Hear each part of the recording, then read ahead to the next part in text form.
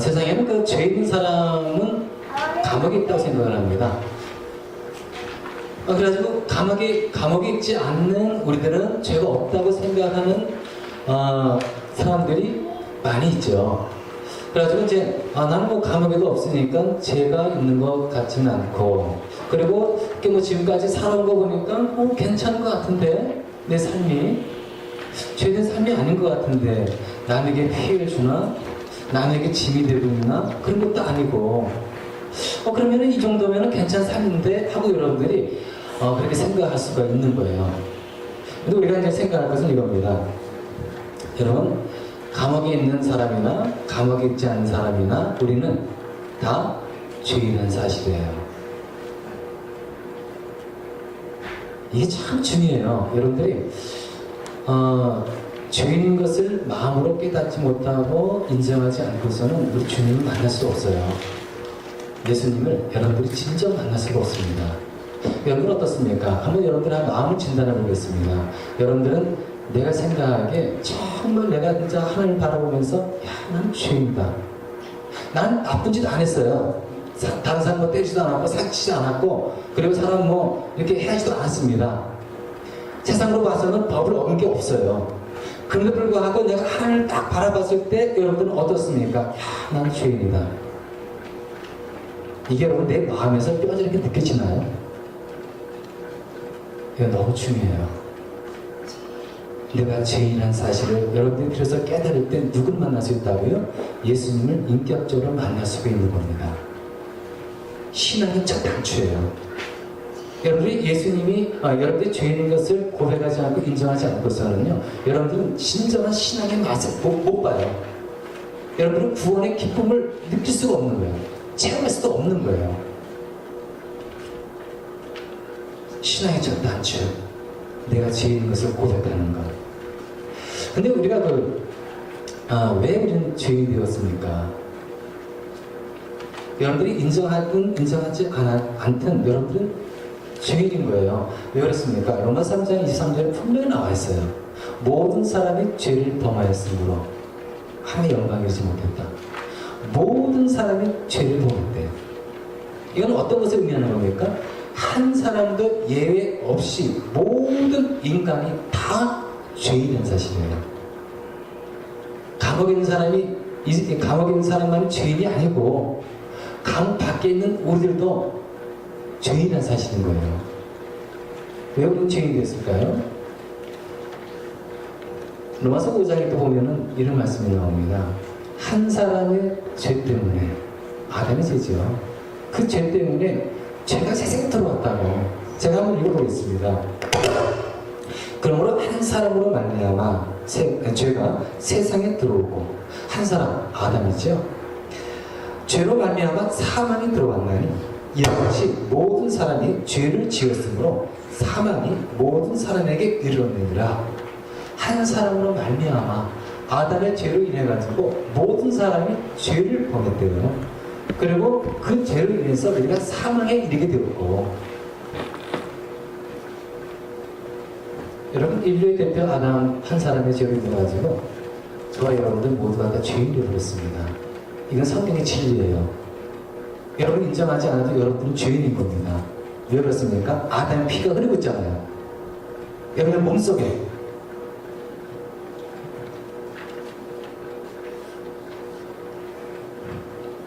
그래서 이제 우리가 이제 원죄를 가지고 태어나지 않습니까? 그래서 이제 우리가 원죄를 가지고 태어나가지고, 아담의 죄죠, 원죄가요. 아담의 죄를 가지고 태어났기 때문에 이 죄가요, 가만히 있는 것이 아니라 죄를 짓게 만들어요. 그래서 여러분들이 원죄를 가지고 태어나면서, 그러면서 성장하고 자라면서 커가면서 머리가 커가면서 여러분들은 스스로 죄를 범합니다. 자범죄. 이 자범죄의 원인이 어떤 겁니까? 원죄예요. 원죄가 원인이 돼가지고 여러분들이 죄를 범하는 겁니다. 근데 그럼에도 불구하고 이제 사람들은 그래서 내가 죄인인가? 라고 생각할 수가 있어요. 죄인인가? 난 죄를 지은 것 같지 않은데. 근데 그 기준이 어떤 걸까요? 내가 죄인이 아닌 것 같다라고 생각했을 때 그 죄의 기준이 그 기준이 있습니다. 어떤 거냐면 내 양심에 비춰봐가지고 난 죄진 게 없는데, 그리고 세상의 법을 어겼느냐 안 어겼느냐 이 기준을 딱 따져가지고 난 죄인이 아닌데, 그것을 기준 삼았기 때문에 우리들은 내가 죄인이라는 것을 인정하지 않는 거예요. 이 성경에서 말하는 이 죄에 대해서 우리가 알아야 합니다. 여러분, 세상에서 여러분들이 죄를 범하지 않는다 할지라도 그 죄가 여러분들 죄를 범하지 않는다 할지라도 여러분들이 하나님의 그 눈에서 벗어날 수 있는 게 아닌 거예요. 자유롭지 못한 거예요. 세상에서 아무리 여러분들 이 현행범으로 이 죄를 짓지 않았기 때문에 여러분들 죄가 없습니다. 아무리 인정해도 하나님의 죄가 있다 하면은 죄가 있는 거예요. 우리가 세상의 이 법을 기준해가지고 죄가 있다 없다 이걸 따질 것이 아니라 하나님을 기준해가지고 내가 죄인이다 아니다 이걸 여러분들이 구별을 해야 되는 겁니다. 자, 성경에서 말하는 죄의 의미는 어떤 것이 있을까요? 여러 가지가 있어요. 오늘 7절에 보면 이런 말씀 나오죠. 모든 죄에서 깨끗하게 해주십니다. 7절 하반절에 보니까 이렇게 나왔습니다. 모든 죄. 여기서 나오는 죄가 어떤 의미가 있냐면 이겁니다. 화살이 관역에서 벗어났다는 뜻이에요. 화살이 관역에서 벗어났다. 여러분, 우리가 이제 이 화살을 쏘지 않습니까? 화살을 다 당겨갖고 시에서 떠난 이 화살. 여러분, 그 화살은 관역을 분명히 그 관역에 명중시켜야지 하고 이 화살을 딱 당겼을 거라고요. 그럼 그 화살은 자기가 조준한 대로 그대로 화살이 관역에 꽂혀야 되는 겁니다.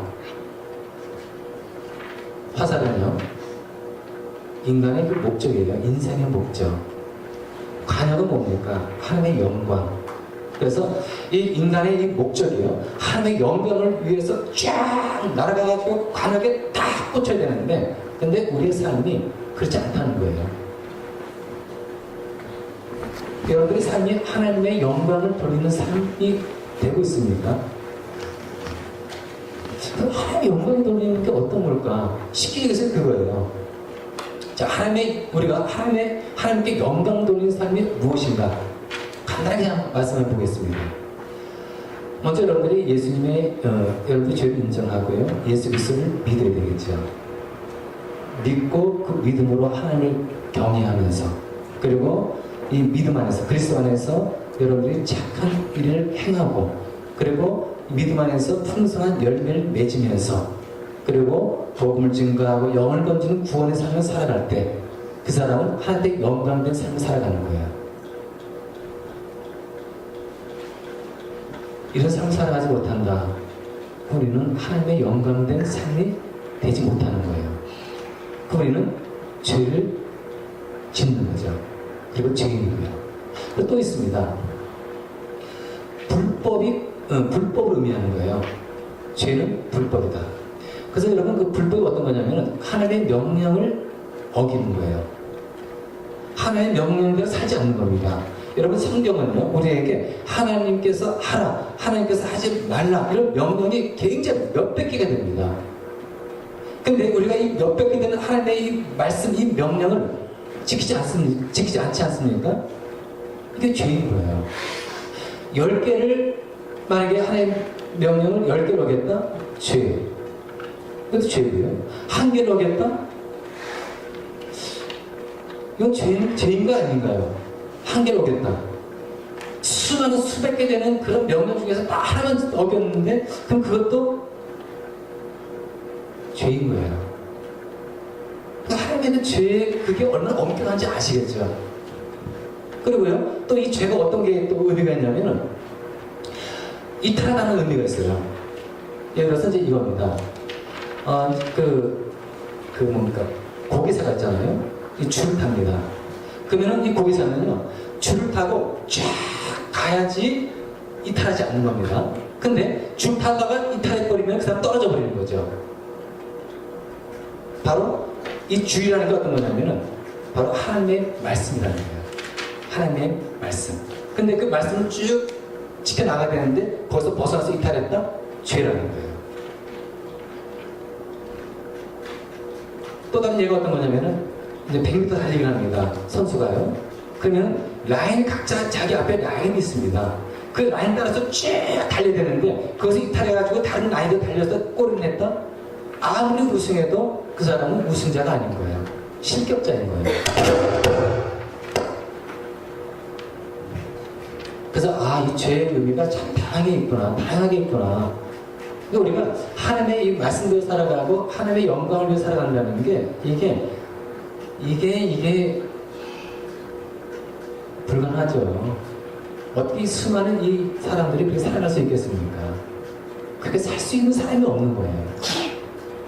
그래서 우리 인간은 모두가 다 죄인이다.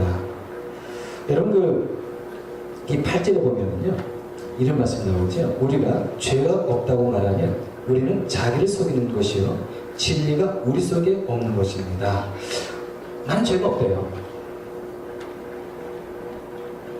이건 자기를 속이는 거고요. 그리고 그 진리가 우리 속에 없다고 나오지 않습니까? 진리가 없다. 이거 어떤 말하면 이겁니다. 진리 되시는 분이 누구십니까? 예수 그리스도. 근데 진리 되신 예수 그리스도께서요 내 안에 들어오지 않습니까? 그럼 어떤 현상이 나타나는 것이죠?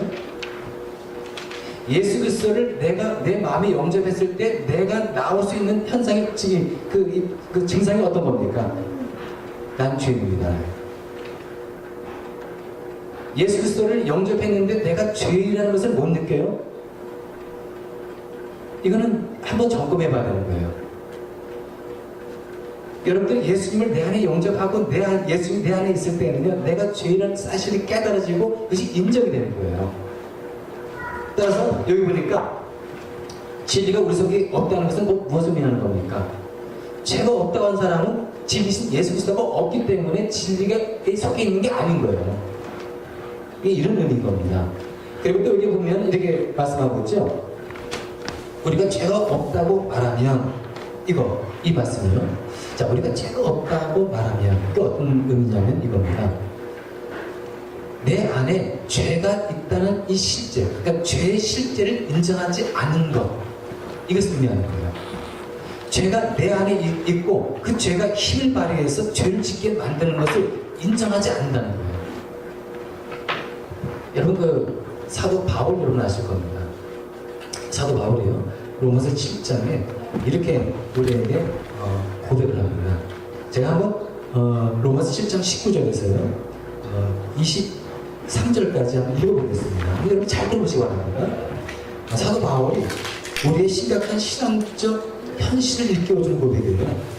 나는 내가 원하는 선한 일을 하지 않고 도리어 원하지 않는 악한 일을 합니다. 내가 해서는 안 되는 것을 하면 그것을 하는 것은 내가 아니라 내 속에 자잡고 있는 죄입니다. 여기에서 나는 법칙 하나를 발견하였습니다. 곧 나는 선을 행하려고 하는데 그러한 나에게 악이 붙어 있다는 것입니다. 나는 속사람으로는 하나님의 법을 즐거워하나 내 지체에는 다른 법이 있어서 내 마음의 법과 맞서서 싸우며 내 지체에 있는 죄의 법에 나를 포로로 만드는 것을 봅니다. 누가 한 얘기인 거예요? 사도 바울이 한 얘기예요. 사도 바울도 자기 안에 뭐가 있다는 것을 지금 고백하고 있는 겁니까? 분명히 선행하고자 하는 마음이 있어요. 이런 걸 가지고 있어요. 분명히 선이 있습니다. 하지만 내 마음속에 죄가 자리 잡고 있다는 것을 그는 분명히 고백해요. 여러분 사도 이 바울입니다. 사도예요. 그런데 자기 안에 뭐가 있다고요? 죄가 자리 잡고 있는 거예요. 내 안에 죄가 자리 잡고 있는 한 그 사람은 죄인 거예요. 그 죄가 내 마음을 사로잡아서 내 지체를 죄의 도구로 삼아버리는 거예요. 어떨 때는 내 의지적으로 죄를 짓기도 하고 하지만 내가 원하지 않는데도 불구하고 죄를 짓고 그러니까 갈등이 심한 거예요. 나는 분명히 하나님도 알고 있고 살아계신 하나님 것을 분명히 나는 믿고 있고 예수 그리스도를 분명히 믿고 있지만 왜 나는 자꾸 선을 행해야 됨에도 불구하고 악한 일을 행하고 그리고 왜 악한 이런 마음을 갖고 있는가? 왜 그런 겁니까? 내 속에 죄가 있잖아요. 이걸 얘기해 주는 거. 거예요. 사도 바울도요, 자기 안에 자기 이 마음속에 죄가 있다는 것을 인정을 했어요. 그렇다고 우리들은 어떻게 되는 겁니까? 여러분, 그래도 여러분, 내가 죄인이 아닌가요? 내 속에 죄가 없다고 여러분들이 생각하십니까? 사도 바울도 내 안에 죄가 있다고 고백을 합니다. 내가 죄인인 것을, 내가 죄인인 것을 인정하지 못한다는 것은 이걸 어떻게 봐야 되겠습니까?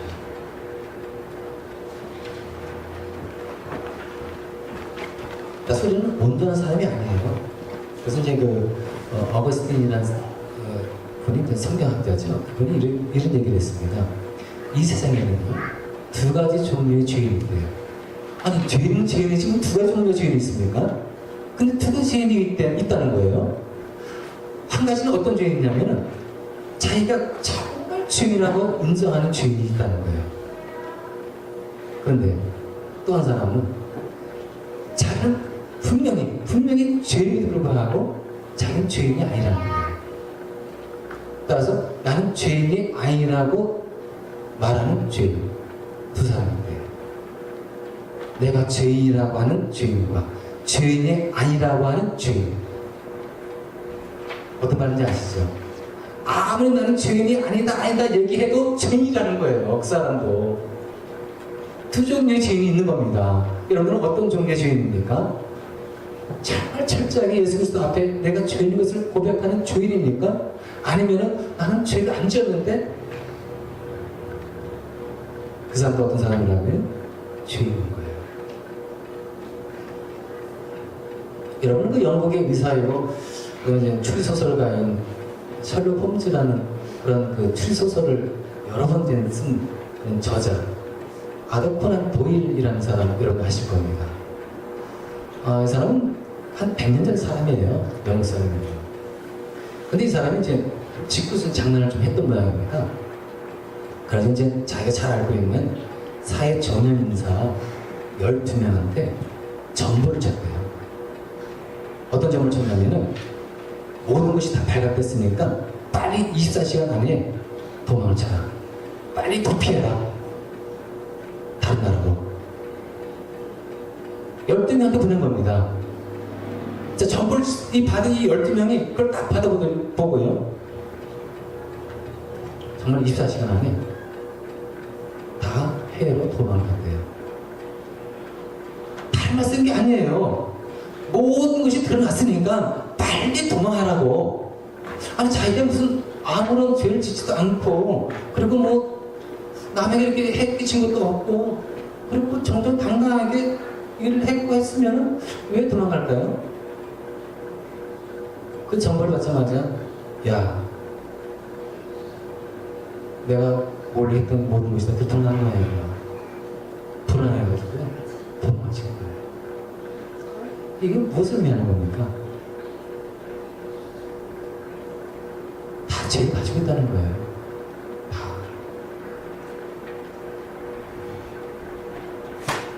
사람의 죄는 언젠가 드러나죠. 근데 이제 여러분들이 드러날 때까지 기다리면 안 되는 거예요. 우리가 하나님 앞에 딱 서게 되면은 모든 죄가 다 드러나는 거예요. 근데 여러분들은 하나님 앞에 설 때까지 그걸 가져가면 안 돼요. 이건 정말 여러분, 이거는 진짜 이건 지혜로운 게 아닌 거예요. 여러분들이 살아있을 동안 지금 이 죄 문제를 해결받고, 그리고 이것이 다 드러내가지고 회개하고 이러고 있어야지, 그때 하나님 앞에 서가지고 하나님 앞에서 모든 죄가 낱낱이 다 나올 때까지 여러분들이 이 죄를 갖고 있으면 안 되는 거예요. 그 전에 여러분들이 다 숨 쉴 때, 이때 지금 오늘 제 문제가 해결돼야 되는 거예요.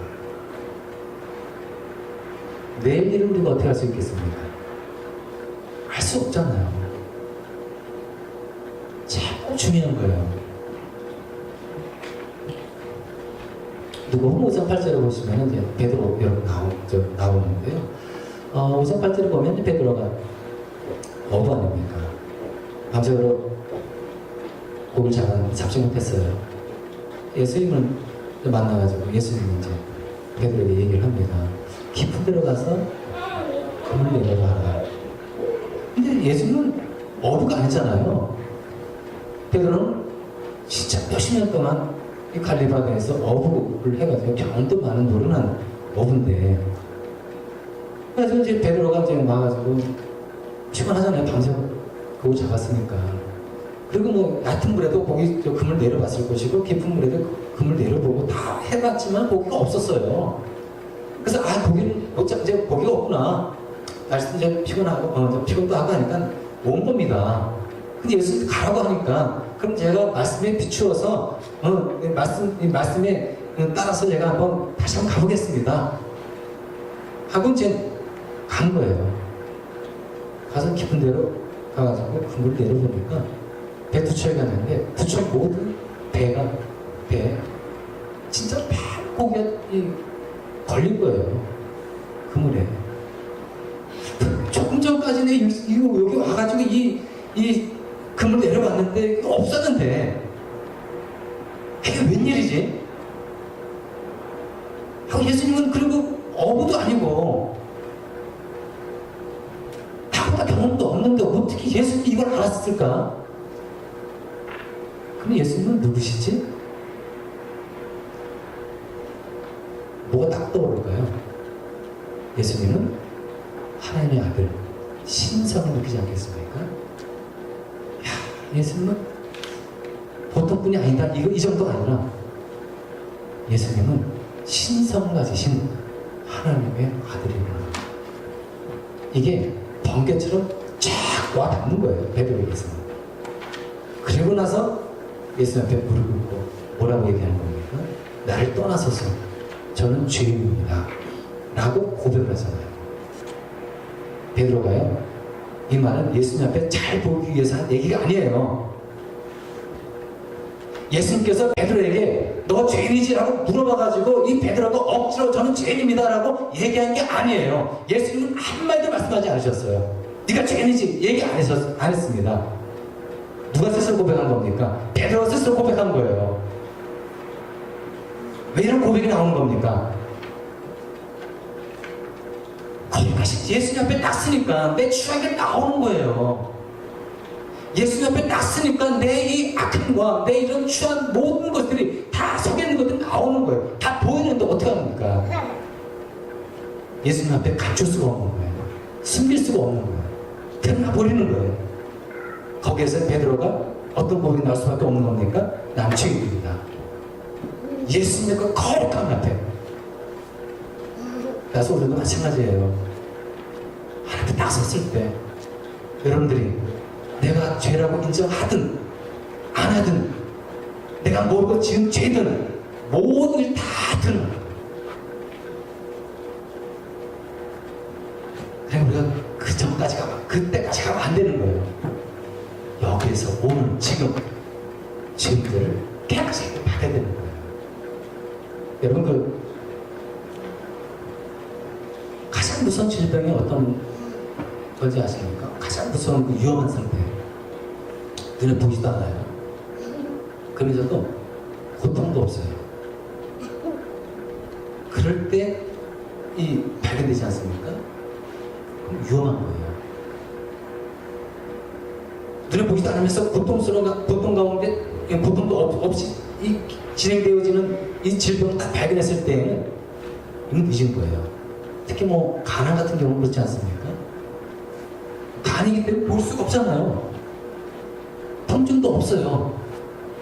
통증이 느껴질 때는 이미 늦은 겁니다. 근데 우리가 이제 그렇지 않습니까? 우연히 이제 검사 맡았어요. 예를 들어서 이제 CT 검사라든가 MRI 검사라든가 초음파 검사 같은 거 이제 받을 수 있지 않겠습니까? 그러면은요, 이렇게 MRI라든가 CT 이 기계 앞에 딱 썼을 때는요, 정말 촉이 있지 않습니까? 눈에 보이지 않고, 그리고 이 고통도 없이 진행되어져 가는 어떤 이 암세포의 촉이도 잡을 수 있는 거예요. 내가 모르는 것도 이 MRI 앞에 딱 쓰게 되면은요, 우리 내부를 사사지 쫙 했기 때문에 조그만 질병도 딱 볼 수가 있는 겁니다. 발견낼 수가 있는 거예요. 마찬가지로 하나님 앞에 우리가 딱 갔을 때는 우리의 조그만 질병, 우리의 말하는 것, 우리의 행동하는 것, 우리가 숨기고 있는 것, 이 모든 것이 다 드러나게 돼 있는 거예요. 그래서 어떻게 우리가 해야 된다고요? 우리가 살아있을 때 지금 우리의 죄 문제 해야 되는 거예요. 근데 오늘 말씀 보니까요, 우리에게 죄 문제를 결정적으로 해결해 주실 말씀이 나오네요. 실제로 한번 읽어볼까요? 하나님의 아들 예수의 피가 우리를 모든 죄에서 깨끗하게 주십니다. 이게 나와 있네요. 여러분, 우리 죄는 어떻게 해결받는 겁니까? 죄 문제. 예수의 피예요. 예수의 피라니까, 가서 예수님의 흘리는 있는 그 피를 가지고 우리가 뭐 어떻게 돼? 그게 아니라, 예수님께서 십자가에서 피 흘려 죽으신 그 죽음, 예수 그리스도를 믿을 때, 날 위해 피 흘려 죽으신 예수 그리스도를 믿을 때, 내 죄가 깨끗이 용서받는다는 거예요. 여러분, 내 죄의 심각성을 좀 알아야 합니다.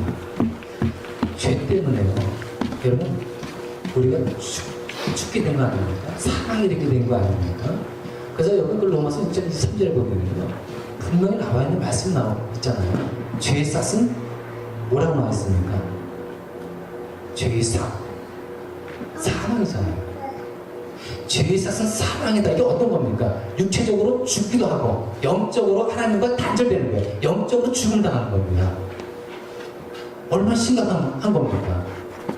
여러분, 우리가 원래는 이렇게 죽게 되어 있는 게 아닌 거예요. 하나님과 영원히 살게 되는 겁니다. 근데 왜 이렇게 이 죽음을, 고통을 맛보는 겁니까? 죄 때문에 그러잖아요. 죄가 이렇게 무섭고요, 우리를 비참하게 만드는 거예요. 나를 비참하게 만들어요. 뿐만 아니라, 여러분, 우리가 이 죄가 있지 않습니까? 죄는요, 하나님과 우리 사이를 단절시켜요. 죄가 하나님과 우리 사이 가운데에 껴가지고 하나님께 오는 온갖 좋은 것들, 신령한 복을, 은혜를 가로막고 있는 겁니다. 받아 누릴 수가 없는 거예요. 왜 그런 겁니까? 이 죄. 죄가 있어가지고 아무 좋은 게 없어요.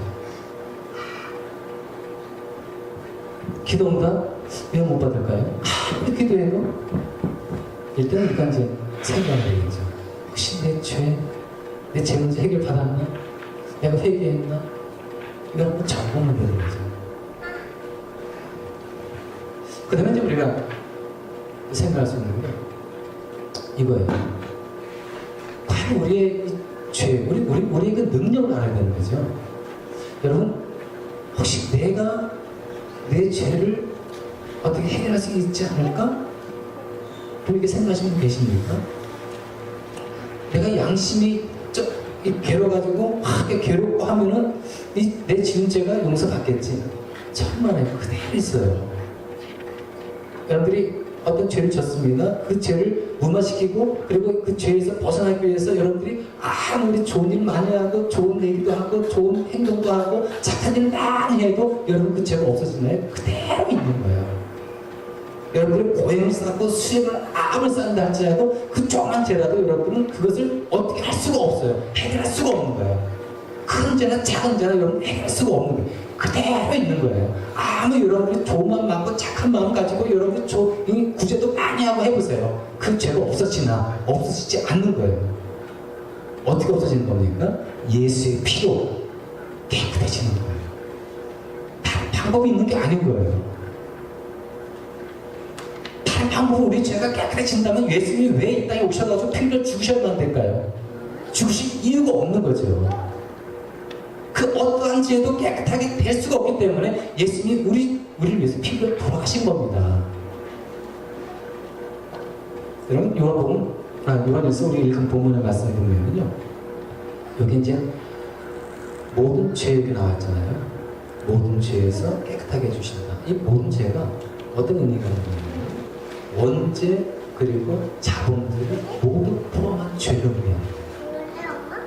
원죄 그리고 자범죄. 그러니까 우리 예수님께서 피를 흘려 돌아가셨는데 그 피로 깨끗함 받지 않습니까? 그건 내 원죄, 그리고 이 원죄 때문에 살아가면서 지은 죄들, 이 모든 죄가 다 용서받는다는 겁니다. 아주 깨끗하게. 그러니까 또 깨끗하게 나오지 않습니까? 깨끗하게 해주신다. 이게 헬라의 의미가 어떤 거냐면은 흠이 없이 정결하게 해주신다. 그리고 의롭게 해주신다. 이런 의미가 있는 거예요.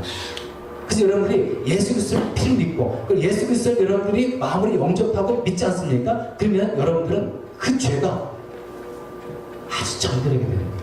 깨끗해지는 거예요. 의로 만들어주는 겁니다. 나서 우리가 이제 생각을 해야 되겠습니다. 죄인이라는 것을 철저히 깨닫고 여러분들 회개하는 것. 여러분들을 위한 겁니다. 이걸 인정하지 않을 때 여러분들은 한 앞에 서가지고 한낱이 그 앞에서 온 주가 드러나야 되는 고통을 받게 되는 거예요. 그리고 결국은 멸망당하고. 그래서 우리가 이제 하나 앞에 죄인 것을 자백하고 고백하고 그리고 이런 죄 용서의 확신 속에 그 주님 앞에 구하고 그래서 풍성한 것을 우리는 저 여러분 되시기를 간절히 축원드리겠습니다. 기도하시겠습니다.